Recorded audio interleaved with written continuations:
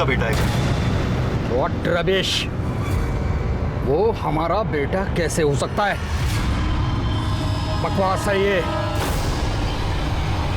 Opposition वालों की चाल है हमें बदनाम करने की। सर, आपके बेटे अजिंक्य ने आपके ऊपर जो आरोप लगाया, क्या वो सच है? देखिए, इसके बारे में मुझे कुछ नहीं कहना है। चलो हटिए, चलो चलो सर। Sir please. एक मिनट। लेकिन उनके ना मानने से कुछ नहीं हुआ, क्योंकि ये खबर पूरे देश में फैल चुकी थी। सारे अखबार, टीवी चैनल्स, यहाँ तक कि चाय की दुकानों और आम लोगों के ड्राइंग रूम में भी यही चर्चा का विषय था। और इस खबर से पीछा छुड़ाने के लिए वो कुछ भी करने के लिए तैयार थे। पैसा देख और इस तमाशे को यही खत्म कर। तू क्या मेरा मुंह देख रही है? समझा अपने बेटे को, नहीं तो सिर्फ इनका ही नहीं, आपका भी बेटा हूं मैं। तुझे पता है तू किसके साथ बात कर रहा है? पैसा दे रहा हूँ, पैसा दे रहा हूँ, ले ले, नहीं तो मुझे और भी तरीके आते हैं समझाने के। जानता हूं कि अपने बाप से बात कर रहा हूं, जो मुझे अपनाना ही नहीं चाहता है, लेकिन एक बात का ध्यान रखिएगा कि मैं अपना हक लेकर रहूंगा, छोड़ूंगा नहीं। ये मामला इतना बढ़ गया था कि यशवंत मिश्रा चाहकर भी अपना तरीका इस्तेमाल नहीं कर सकते थे। फिर ये केस कोर्ट तक पहुंचा। कोर्ट ने यशवंत मिश्रा के डीएनए टेस्ट का ऑर्डर दिया और डीएनए टेस्ट में साबित हुआ कि अजिंक्य यशवंत मिश्रा का ही बेटा है। और हार कर यशवंत मिश्रा को भी मानना ही पड़ा और उन्होंने अपने हथियार डाल दिए। हम आज आप सबके सामने ये स्वीकार करते हैं कि अजिंक्य हमारा ही बेटा है। हम रोहिणी से शादी करेंगे और इन दोनों को अपना नाम देंगे। अब से अजिंक्य यशवंत मिश्रा है। आओ बेटा। इसके बाद अजिंक्य यशवंत के साथ रहने लगा और उसने अपने पिता की पार्टी भी ज्वाइन कर ली। कुछ समय बाद बीमारी के कारण यशवंत मिश्रा का निधन हो गया और उसके कुछ सालों के बाद अजिंक्य का भी मर्डर हुआ। और यहीं से हमारा केस और हमारी कहानी शुरू होती है।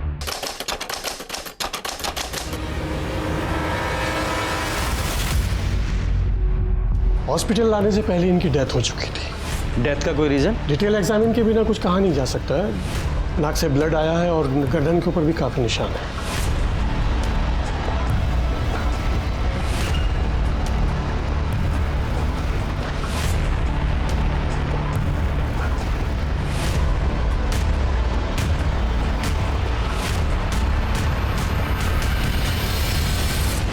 आप में से सबसे पहले बॉडी को किसने देखा? हमने देखा था साहब। आज दोपहर में 3 बजे बाबा को उठाने गए तो बाबा 3 बज गया। बाबा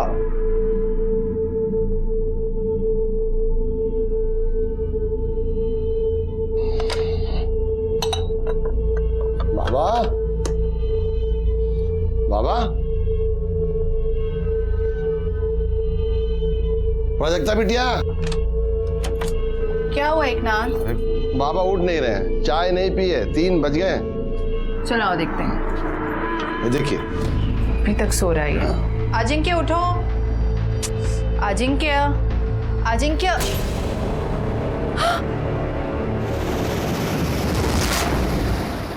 आप दोनों के अलावा उस समय घर में और कौन था? घर में एक नौकर और था, राजू। या क्या फालतू सवाल पूछ रहे? जब आपकी आंखों के सामने ये लड़की बैठी है जिसने मेरे बेटे को मार डाला, उसके बावजूद आप इतने विश्वास से कैसे कह सकती हैं कि इन्होंने मारा है?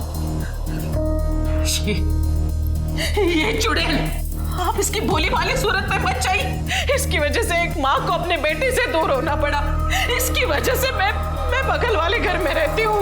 इसने माँ बेटे को दूर कर दिया, इसकी वजह से सब हो गया है। आप अपने बेटे के साथ नहीं रहती, उसके बगल वाले घर में रहती हैं। अच्छा, आपने आखिरी बार अपने बेटे को कब देखा था?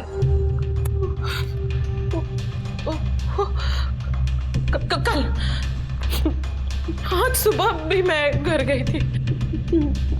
मैं चाह रही थी कि मैं उसे अपने साथ हॉस्पिटल लेके चलूं। हॉस्पिटल? क्यों? डायबिटीज के कारण मेरे पाँव में स्वेलिंग था। मैं चाह रही थी कि मैं अपने बेटे के साथ हॉस्पिटल जाऊं।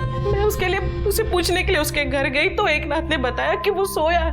फिर मैं खुद अकेली आ गई हॉस्पिटल। जब आप अपने बेटे के घर गई थी तो आपकी बहू प्राजक्ता भी वहीं थी? मुझे नहीं पता, मैंने पूछना जरूरी नहीं समझा। और जब यहाँ आई तो मुझे पता चला कि मेरे बेटे को भी यहीं ला रहे। स्टाफ से मुझे पता चला सर मेरा बेटा मर गया। लेकिन सर मेरा बेटा मरा नहीं, इसने इस नाई ने उसे मार डाला सर। ये चुड़ैल मारा। क्यों मारा? आप शांत हो जाइए प्लीज। सिस्टर को लेके relax. Yadav ji sir, body को पोस्टमार्टम के लिए भेजिए और अपनी फॉरेंसिक टीम को लेकर अजिंक्य के घर पे जाइए। घर की अच्छे से तलाशी लीजिए और खासकर उस जगह की जहां पे अजिंक्य की लाश मिली। ठीक है सर। और आप स्टेटमेंट के लिए हमारे साथ पुलिस स्टेशन आइए। जी।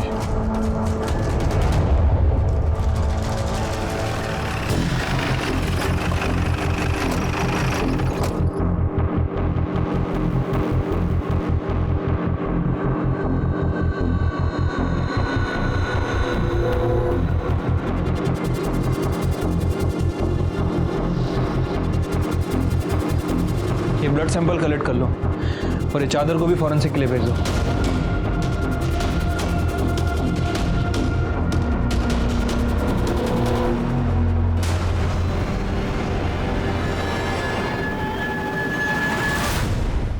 यहाँ तो सिर्फ मेल के कपड़े हैं। तुम्हारी मैडम का सामान कहाँ है? साहब उनके कपड़े उस कमरे में है, वो उस बेडरूम में रहती है ना। वो वहाँ रहती है? हाँ साहब, जब से प्राजक्ता बिटिया ब्याह के आई हैं तब से दोनों अलग बेडरूम में रहते हैं। हमने कभी दोनों को एक कमरे में साथ रहते नहीं देखा। दोनों हस्बैंड वाइफ एक ही घर में रहते हुए अलग अलग बेडरूम में सोते थे, ऐसा क्यों? कहा जाने साहब, हमने तो बस इतना देखा कि प्राजक्ता बिटिया अलग कमरे का खूब फायदा ले रही। फायदा उठा रही थी मतलब ये कि हम एक दिन किसी काम से राजू को ढूंढ रहे थे तो हमने देखा कि राजू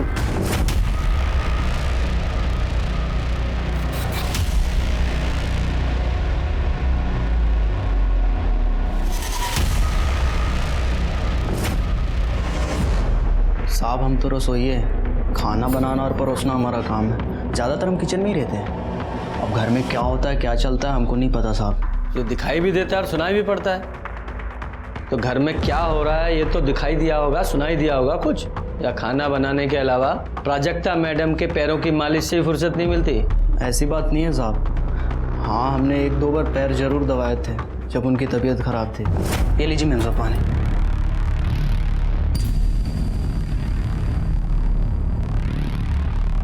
आज मेरे पैर बहुत दुख रहे हैं राजू।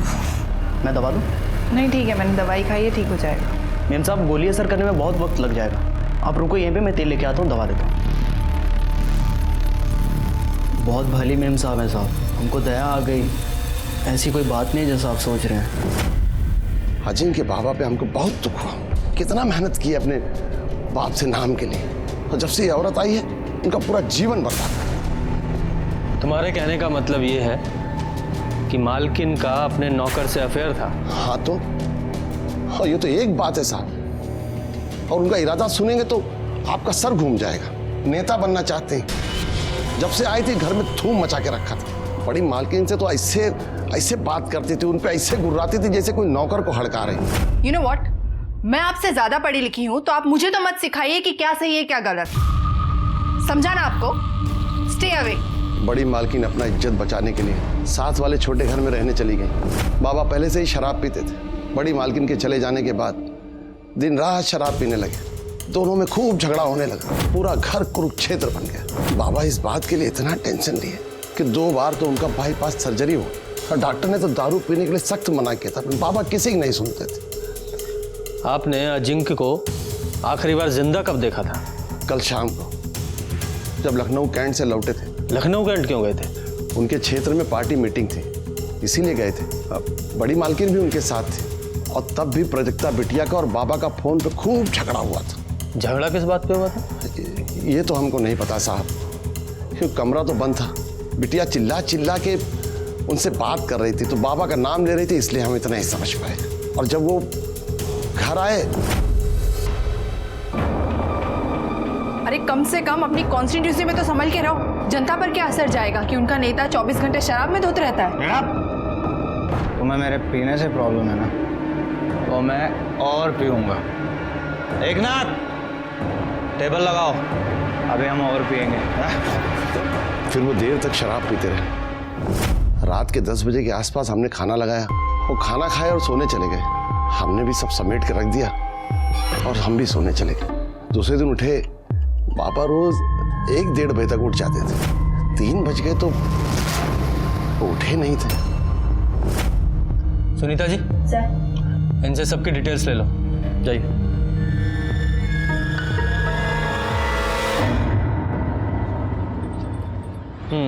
Thank you. लो Yadav ji. Thank you sir. Yadav ji, ये सबसे पहले ना हमें इस केस के लिए ये मिश्रा फैमिली है, इसकी इंटरनल प्रॉब्लम को फिगर आउट करना पड़ेगा और उसके लिए प्राजक्ता को काउंटर करना बहुत ज़रूरी है। Right sir.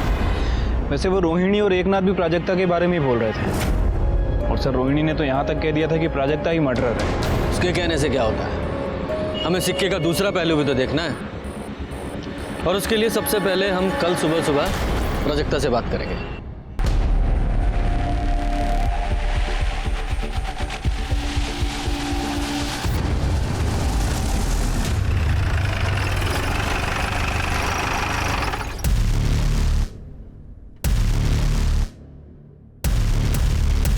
वैसे तो आपकी और अजिंक्य की पूरी शादी मीडिया ने कवर की थी, पर हमें उससे पहले से जानना है कि आप अजिंक्य से कब और कैसे मिले।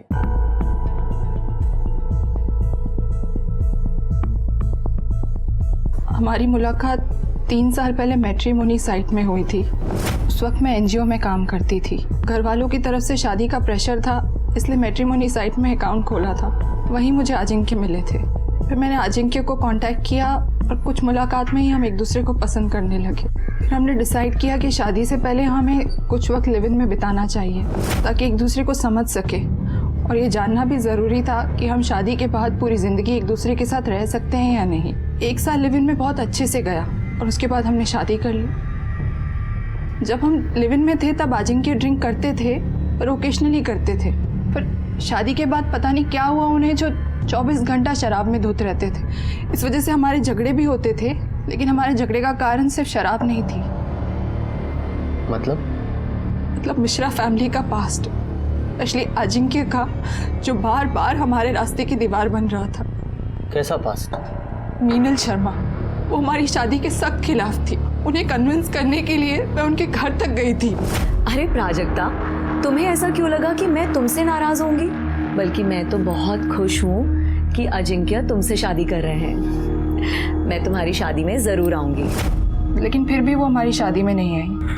वो आपकी शादी के खिलाफ क्यों थी? इंस्पेक्टर, कहने को तो मीनल अजिंक्य की दूर की भाभी है, लेकिन कोई भी उन्हें देखकर बोल सकता था कि वो लवर्स हैं। अजिंक्य अपना अधिकतर वक्त उसके साथ बिताते थे, घंटों उससे बात करते थे। फिर एक दिन मैंने उन्हें टोका तो वो बोले कि तुम्हारा दिमाग खराब है क्या? मुझे मेरी अपनी भाभी से मिलने और उससे बात करने में तुम्हें क्या प्रॉब्लम है? तुम कहीं वो टिपिकल बीवी की तरह मेरी लाइफ को कंट्रोल तो नहीं करना चाहती? फिर कुछ दिन बाद मैं मैके चली गई और एक दिन अचानक बिना बताए आ गई। फिर मैंने अजिंक्य से इस बारे में बात करी और उसने कन्फेस किया कि उसका और मीनल का अफेयर चल रहा है। लेकिन उसने मुझे ये भी कहा कि अब वो उससे ब्रेकअप कर लेगा और धीरे धीरे सब कुछ ठीक कर देगा। धीरे धीरे सब ठीक हो रहा था, लेकिन शादी के बाद भी हम फिजिकल नहीं थे।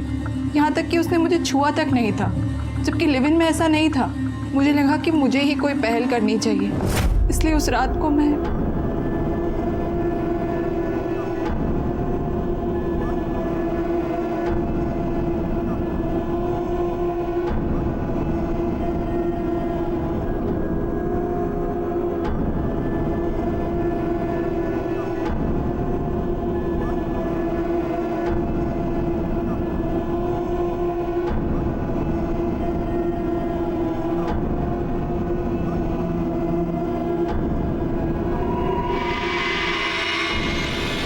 अजिंक्य ने कभी मेरे पास आने का इनिशिएटिव नहीं लिया। यहाँ तक कि हमारे बीच में ऐसा कुछ नहीं था जो एक पति पत्नी के बीच में होना चाहिए। अच्छा, क्या आपके और अजिंक्य के बेडरूम मीनल की वजह से अलग अलग थे? नहीं, जब हम लिव इन में थे तब भी अलग अलग कमरों में रहते थे, इसलिए हमने डिसाइड कर रखा था कि शादी के बाद भी हम एक दूसरे को प्राइवेसी देंगे और अलग अलग कमरों में ही रहेंगे। आपसे बात होने के बाद अजिंक्य ने मीनल से ब्रेकअप कर लिया था? नहीं, झूठ बोल रहे थे वो मुझसे। हमेशा मुझे बेवकूफ बनाते रहे। ये तो मुझे कल पता चला जब वो लखनऊ कैंट से वापस आ रहे थे, क्योंकि मैंने उन्हें वीडियो कॉल किया था ये पूछने के लिए कि डिनर में क्या खाएंगे। तुम जो खिलाओगी वो खा लेंगे। क्या बात है, आज तो तुम्हारा मूड बहुत अच्छा लग रहा है। क्यों, होना नहीं चाहिए क्या? होना चाहिए। अरे आराम से चलाओ ना। ओह, तो अब समझ में आया कि तुम्हारे अच्छे मूड का रीजन क्या था। तुम्हारी पूजनीय भाभी जी जो तुम्हारे साथ है। हाँ तो तुम्हें शर्म नहीं आती मुझे इस तरह से जवाब देते हुए? मुझे तुमसे कैसे बात करनी है ये बात मुझे मत सिखाओ, समझी तुम? फोन पर मीनल की वजह से हमारा बहुत झगड़ा हुआ। मैंने तो ये भी सुना था कि मीनल का जो 6 साल का बच्चा है नीलेश, वो भी अजिंक्य की औलाद है। मीनल के पति सुबोध को शायद इस बात से कोई प्रॉब्लम नहीं थी, लेकिन मुझे थी। इसलिए उस रात जब अजिंक्य शराब के नशे में धुत आए और शराब पीने बैठे, तब मैंने उनसे इस बारे में बात करी। तुमने जिस चीज के लिए अपने पिताजी से लड़ाई करी, आज खुद भी वही कर रहे हो। क्या सीखा उनसे कि शादी के अलावा नाजायज बच्चे कैसे पैदा करते हैं? क्या बकवास कर रही है? तुझे मेरी नहीं दूसरों की बात पर भरोसा है? मतलब नीलेश तुम्हारा बेटा नहीं है? हाँ, वो मेरी औलाद है और वो शादी के बाद नहीं, शादी से पहले की है। तुझे सच सुनने का बहुत शौक है ना, तो और सुन। मैं शादी के बाद एक नहीं, हजारों औरतों के साथ सोया और आगे भी सोऊंगा, समझी?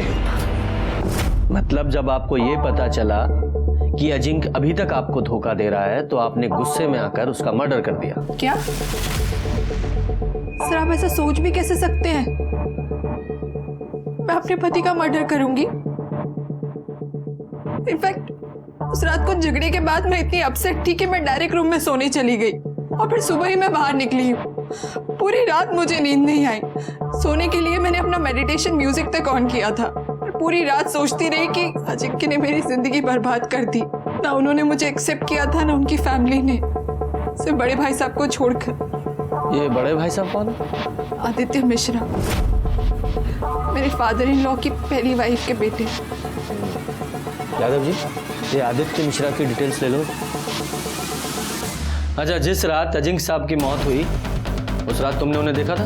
नहीं साहब, उनका खाना हम नहीं, हमेशा एकनाथ जी परोसते हैं। एकनाथ जी ने बोला कि वो देख लेंगे, हम जा सकते हैं, इसलिए किचन समेट के हम सर्वेंट क्वार्टर की तरफ सोने के लिए जा रहे थे। तभी गांव से जोरू का फ़ोन आया और कमरे में सिग्नल नहीं आता सर, तो इसलिए बंगले के बाहर बात करने के लिए चले गए। तो वहीं आदित्य साहब को आते हुए मैंने देखा था।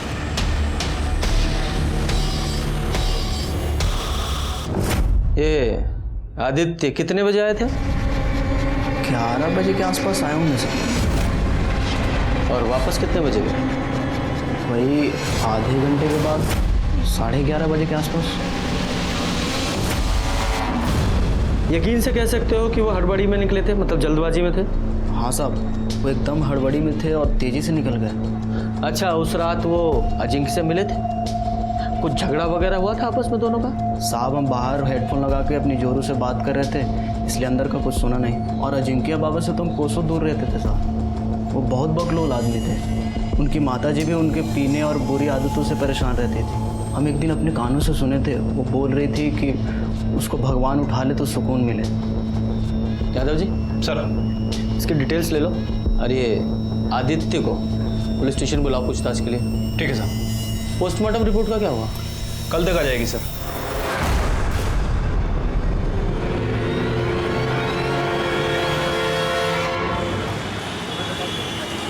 रिपोर्ट के हिसाब से अजिंक्य की मौत 6 तारीख को 11 से 12 के बीच में हुई है। हाँ सर, और बॉडी को सबसे पहले एकनाथ ने देखा था दोपहर 3 बजे के आसपास, ऑलमोस्ट 15 घंटे बाद। ब्लड में अल्कोहल की भारी मात्रा भी है, गले पे खरोंच के निशान भी।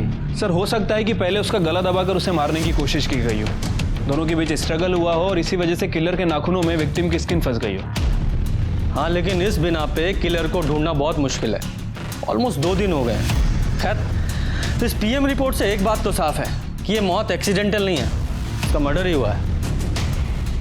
उस बाल का क्या हुआ जो अजिंक्य के बेड पे मिला था? सर फॉरेंसिक टीम के मुताबिक वो बाल अजिंक्य का ही है। अब तक की इन्वेस्टिगेशन के हिसाब से परिवार के सभी लोगों के पास अजिंक्य मर्डर का मोटिव तो था, इसलिए सब पे नजर रखनी पड़ेगी। एक काम करो, पूरी फैमिली के सीडीआर रिपोर्ट निकालो और नौकरों की भी। ठीक है सर। सर, आदित्य मिश्रा 6 तारीख से लापता है और उसका फोन भी नॉट रीचेबल है।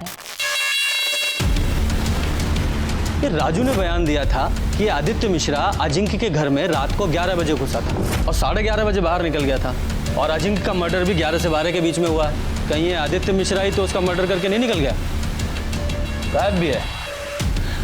सुनीता जी, इस आदित्य मिश्रा के कॉल रिकॉर्ड्स और लोकेशन निकलवाओ। सर।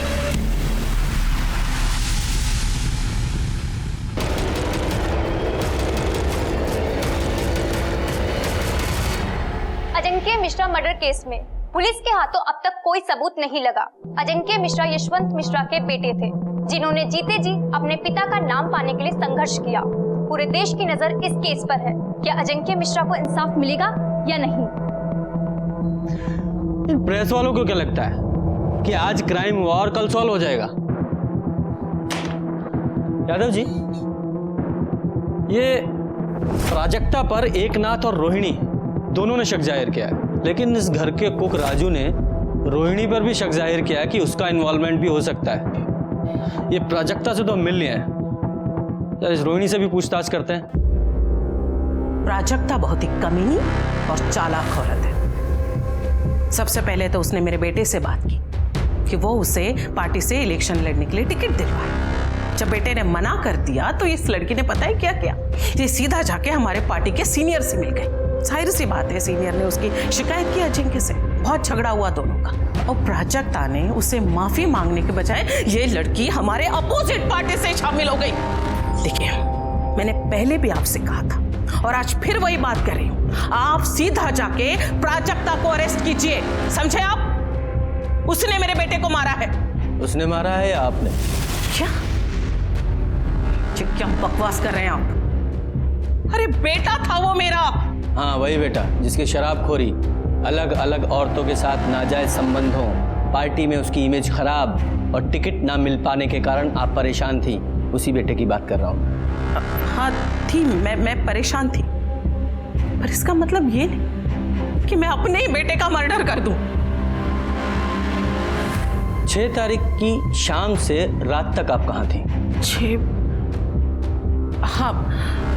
6 को मैं अपने बेटे के साथ लखनऊ कैंट से वापस आ रही थी। हमारे पार्टी की एक मीटिंग थी। रास्ते में मेरे बेटे को प्राजक्ता का फोन आया। पता नहीं क्या बात थी, लेकिन उन दोनों में बहुत झगड़ा हुआ। बहुत गुस्से में था अजिंक्य तक। फिर उसने मुझे घर ड्रॉप कर दिया और वो चला गया। प्राजक्ता ने इसलिए झगड़ा किया क्योंकि मीनल आप लोगों के साथ थी। हाँ तो फर्क क्या पड़ता है उससे? ये प्राजक्ता है ना, उसे पहले से पता था कि अजिंक्य अपने भाभी को बहुत मानता है, उनको आदर देता है, सम्मान देता है। अब अगर किसी के दिमाग में गन घुसी हो ना, तो उसे कोई कुछ नहीं कर सकता। लेकिन प्राजक्ता का कहना तो यह है कि उसने अजिंक्य और मीनल को एक साथ बेड पर देखा था, और अजिंक्य ने एडमिट भी किया है कि नीलेश उसका और मीनल का बेटा है। छी छी छी छी छी छी छी, मरे हुए इंसान के बारे में इतना गंदा कैसे कोई बोल सकता है भला? और आप भी इंस्पेक्टर, उसकी ये सब बेतों की बातों पे आप भरोसा कर रहे हैं? देखिए मैडम, हम सिर्फ अपना काम कर रहे हैं। अच्छा ये बताइए, 6 तारीख को आप लोग जब लखनऊ कैंट से लौटे तो पहले आपने मीनल को काकोरी नगर छोड़ा, उसके बाद आप लोग घर आ गए, है ना? जी नहीं, उस रात मीनल यहीं रुकी थी मेरे साथ मेरे घर पे।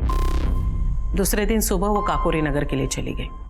वो बेचारी तो मेरी तरह सदमे में है। उसे तो विश्वास ही नहीं हो रहा है कि अजिंक्य अब हमारे बीच में नहीं है। मुझे एक बात समझ में नहीं आ रही है, आप इन सब फालतू बातों में वक्त बर्बाद करने के बजाय आप मेरी बात क्यों नहीं सुन रहे? आप जाकर प्राजक्ता को अरेस्ट क्यों नहीं कर रहे हैं? हमें आपकी बातों को फॉलो नहीं करना है, लॉ को फॉलो करना है, और जरूरत पड़ी तो दोबारा आपसे मुलाकात होगी।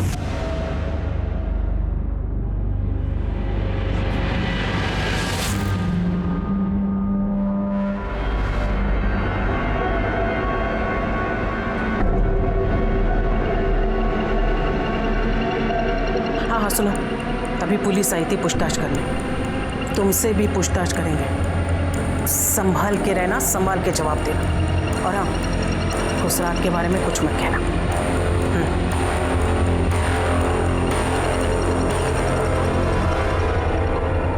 यादव जी सर, ये रोहिणी बार बार प्राजक्ता को ब्लेम कर रही है, इसका कोई तो रीजन होगा।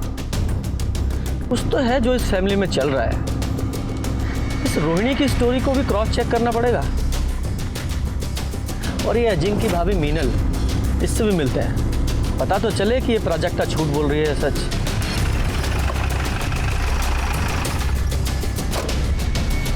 प्राजक्ता इतनी कमीनी है कि उसे अच्छी तरीके से मालूम था कि अजिंक्य मेरे भाई जैसा था, फिर भी उसने मुझे और अजिंक्य को बदनाम करने में कोई भी कसर नहीं छोड़ी। और उसका साथ दिया उस आदित्य ने, क्योंकि उसे अचानक से आया ये नया भाई बर्दाश्त नहीं हो रहा था ना, जो उसकी प्रॉपर्टी में आधे का हिस्सेदार बन गया था। नीलेश अजिंक्य का बेटा है, ये अफवाह भी उसी ने फैलाई थी। इससे मेरी शादी तो टूटने के कगार पर थी ही, अजिंक्य के घर की शांति भी चली गई। लेकिन आदित्य ऐसा क्यों करेगा? क्योंकि वो अजिंक्य का पॉलिटिकल करियर बर्बाद कर देना चाहता था। एक बात बताइए, 6 तारीख को आप अजिंक्य के साथ लखनऊ कैंट क्यों गई थी? क्योंकि वो चाहता था कि मैं उसके साथ जाऊं। मेरे साथ वो रिलैक्स फील करता था और उसका असर भी हुआ। उस दिन जिस मीटिंग में हम गए थे वो मीटिंग बहुत अच्छी हुई, लेकिन उस प्राजक्ता ने कॉल करके और लड़ाई करके अजिंक्य का पूरा मूड बर्बाद कर दिया। अच्छा, अजिंक्य ने आपको रोहिणी जी को ड्रॉप किया, उसके बाद आप अजिंक्य से मिली थी? नहीं, रोहिणी जी और मैं जब घर पहुंचे तो उसके बाद हमने खाना खाया और मैं वहीं सो गई। फिर अगले दिन सुबह उठी और कैब लेकर सीधा यहाँ काकोरी नगर अपने घर आ गई। सर, अजिंक्य की मौत में प्राजक्ता का ही हाथ है। वो और उसकी तांत्रिक माँ ने मिलकर ही अजिंक्य की जान ली है। मतलब ये कि उसकी माँ जादू टोना करती है। और ये मैं ऐसे ही नहीं कह रही हूँ, ये मैं एक्सपीरियंस से आपको बता रही हूँ। जब प्राजक्ता ने मेरे और अजिंक्य के बारे में अपनी माँ के आगे बकवास की तो वो यहाँ मेरे घर मुझसे लड़ने के लिए आई थी। दूर रहना अजिंक्य से। अगर तूने मेरी बेटी का घर तोड़ा तो मैं तुम्हारी गृहस्थी भी बसने नहीं दूंगी। ये देख रही हो, इसमें तुम्हारी जान बसी है। इसमें मेरी जान है। आज मुझे समझ में आया कि तुम्हारी बेटी का जो पागलपन है ना, वो कहाँ से आया है।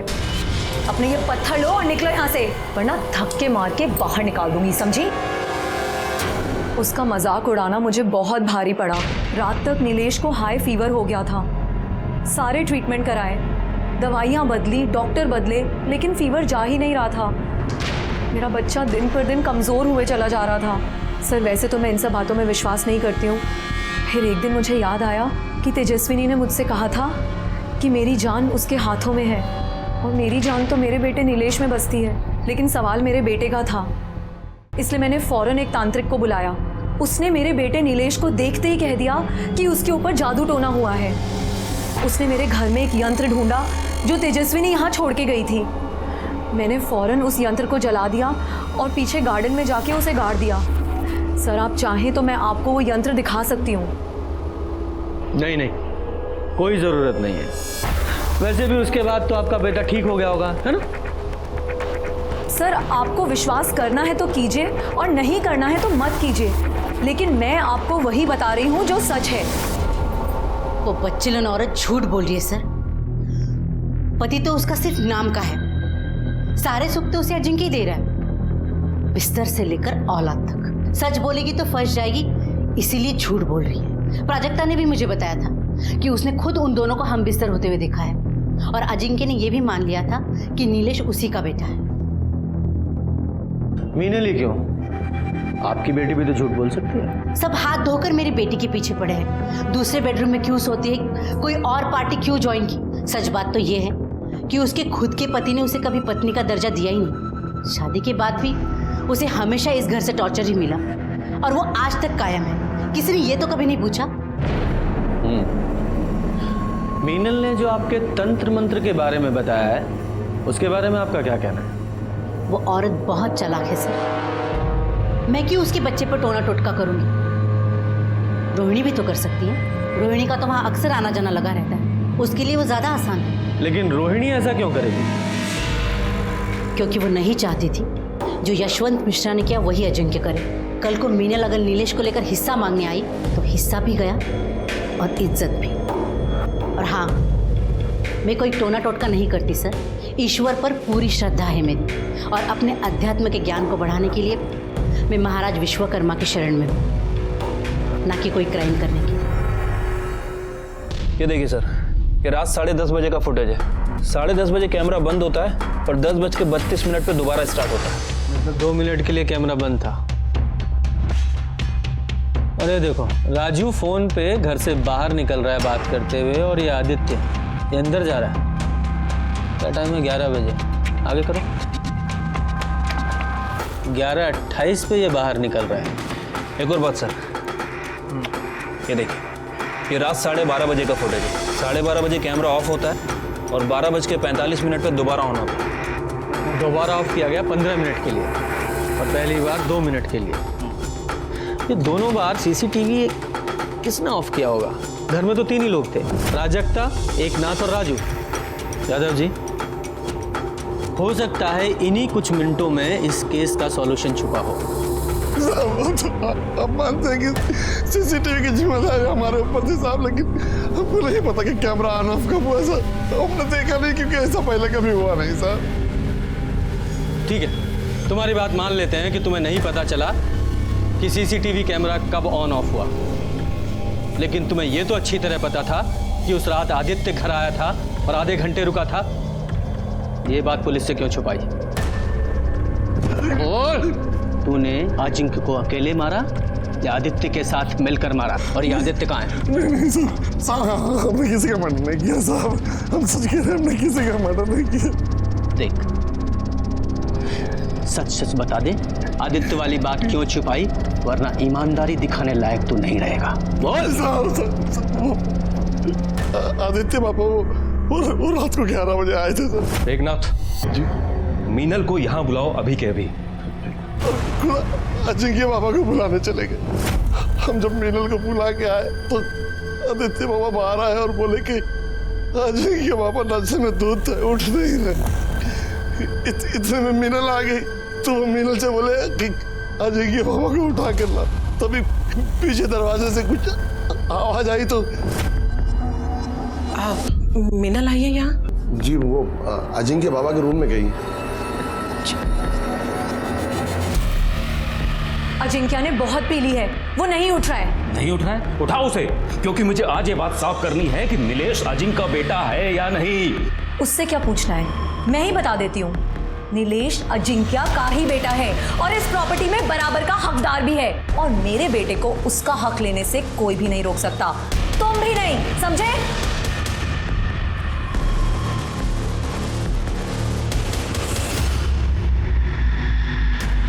देखा आपने क्या कह रही थी वो? हाँ, जो कुछ भी आपने मेरे साथ किया है वो सब कुछ आपके साथ हो रहा है।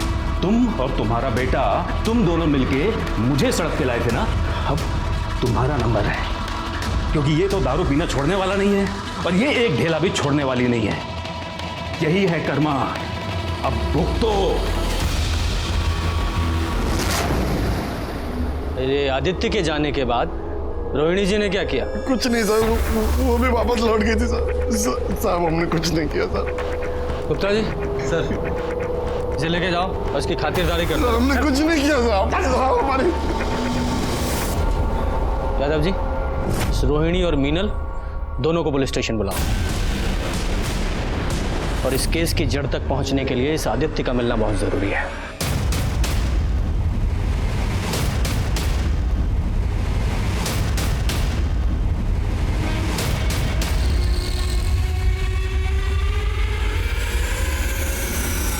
ये सच है कि मेरे बेटे नीलेश का असली फादर अजिंक्य ही है।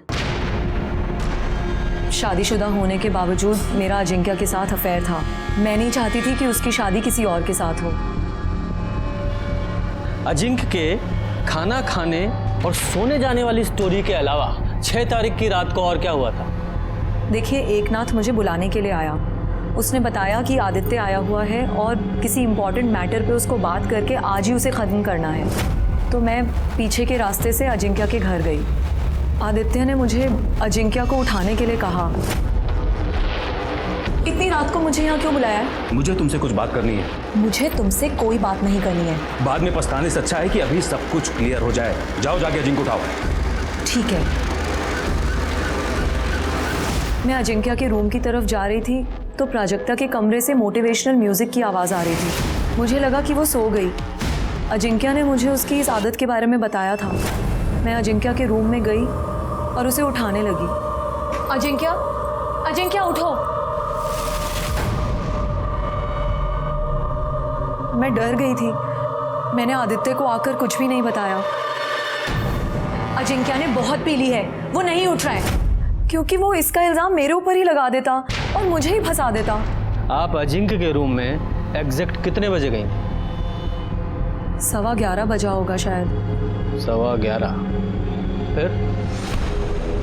मैंने आदित्य और मीनल की सारी बातें सुनी। मीनल अचानक गुस्सा होकर वहां से चली गई। तभी आदित्य की नजर मुझ पे पड़ी। उसने आकर मुझे चेतावनी दी कि कैसे प्राजक्ता और मीनल दोनों मेरी जायदाद हड़पना चाहती है। फिर आपने क्या किया? कुछ नहीं। फिर मैंने रोहिणी जी को वहाँ आते देखा, लेकिन अनदेखा कर दिया और वहाँ से जाने का नाटक किया। आदित्य ने रोहिणी जी से क्या कहा मैंने ये भी सुना। आदित्य उसके बाद वहाँ से चला गया। रोहिणी जी एकनाथ के पास गई और बोली, एकनाथ, देखो तुम हमारे सबसे पुराने, सबसे वफादार, इसलिए मैं अपने दिल की बात सिर्फ तुम्हें बता सकती हूँ। देखो, हम ना पहले ही अजिंक्य की वजह से हमारे परिवार पे बहुत सारी मुसीबतें आई हैं। मेरे घर को बर्बाद होने से बचाना, तुम अजिंक्य को मार डालो, खत्म कर दो उसे।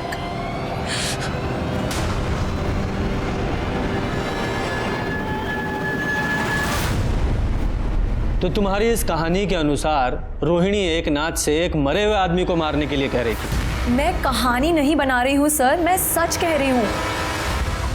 यादव जी, अगर इस मीनल की बात माने कि उसने रोहिणी को एकनाथ से यह कहते सुना कि एकनाथ जाकर अजिंक्य को मार दे, तो यह बात सही नहीं लगती, क्योंकि जिस समय वो कह रही थी उस समय तक तो अजिंक्य मर चुका था। इसका मतलब रोहिणी या एकनाथ दोनों में से कोई मर्डर नहीं हो सकता, क्योंकि उस समय तक तो अजिंक्य मर चुका था। अब घर में बचे 3 लोग, प्राजक्ता, आदित्य और खुद मीनल। सर, मिश्रा फैमिली के कॉल रिकॉर्ड्स आ गए हैं। सर, बाकी सब में तो कुछ खास नहीं मिल रहा है, लेकिन सर मिश्रा हाउस के लैंडलाइन से रात को 10:30 और 2 बजे 2 कॉल्स किए गए हैं, और ये कॉल्स जिन्हें किए गए हैं वो काफ़ी इंटरेस्टिंग है। देखिए। यादव जी, आप भी देखिए। उठाओ इसे। तब तक हम प्राजक्ता से बात करते हैं। ठीक है सर।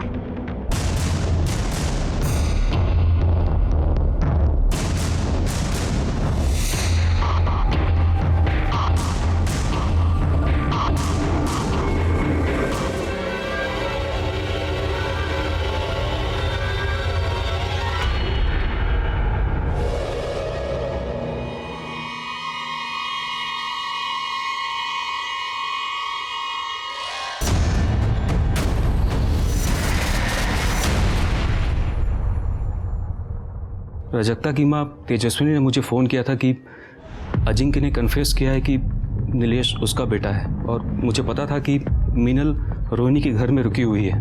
मैं मीनल और अजिंक्य से सिर्फ ये कंफर्म करना चाहता था कि नीलेश अजिंक्य का बेटा है या नहीं, और इस सिलसिले में मीनल और रोहिणी ने आपको जो कुछ बताया है वो सच है, लेकिन ये सच नहीं है कि मैंने अजिंक्य को मारा है।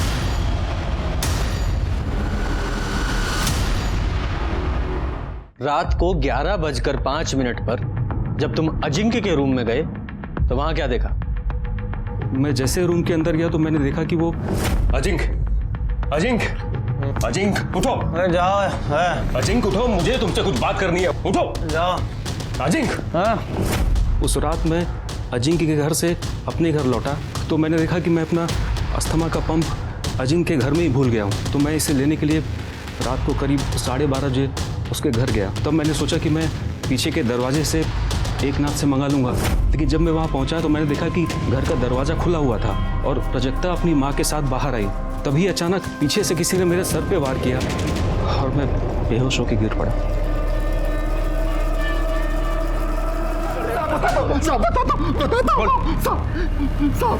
हम नीचे थे, जैसी मैडम का गाड़ी में इंतजार कर रहे थे तभी आदित्य उन पर किसी बात को लेकर चिल्ला रहा था। हमें लगा साहब कि वो उनको नुकसान न पहुंचा दे, इसलिए हम पीछे से गए और उन पर हमला कर दिया साहब। उनको वहीं बंधक बना के रखा साहब। हमने ये अपनी मर्जी से नहीं किया साहब। किसकी मर्जी से किया? तो 6 तारीख की रात को आप अजिंक्य के यहाँ गई थी, है ना? जी गई थी। मेरी बेटी दुखी थी और उसे सहारा देने के लिए मैं गई थी। मीनल अजिंक्य पर दबाव बना रही थी कि वो नीलेश को अपना वारिस बना दे, वरना वो सबको सच बता देगी। प्राजक्ता की तो खुद की औलाद ही नहीं थी। शादी के बाद उस कमरे ने उसे एक बार भी हाथ नहीं लगाया। प्राजक्ता समझ चुकी थी कि अजिंक्य से उसे एक फूटी कौड़ी भी नहीं मिलेगी। आप वहाँ कितने बजे पहुँचे? करीब 10:30 बजे। और वापस कितने बजे लौटे? 12:30 बजे। हाँ, इसका मतलब प्राजक्ता ने 10:30 बजे और 12:30 बजे सीसीटीवी कैमरा ऑफ कर दिया ताकि बाद में किसी को भी पता ना चले कि आप वहाँ गई थी। 12:30 बजे जब मैं वहाँ से निकली, घबरा मत, किसी को कुछ नहीं पता चलेगा कि ये सब हमने किया है। और वैसे भी इस सारी प्रॉपर्टी पर तुम्हारा ही हक है। उस अजिंक्य को तो मरना ही था, नहीं तो वो मीनल और उसका पिल्ला सब कुछ हत्या लेते। अच्छा, तुम लोगों ने अजिंक्य को मार दिया, वो भी जायदाद के लिए? लेकिन ये जायदाद तुम लोगों को मिलेगी नहीं। मैं पुलिस को सब कुछ बताऊंगा। मैंने संतोष को कहा था कि उसे कुछ दिन के लिए बंधक बना के रखे। उसके बाद मैं उस पर मंत्र फूंकने वाली थी। उससे उसकी याददाश्त चली जाती और वो सब कुछ भूल जाता।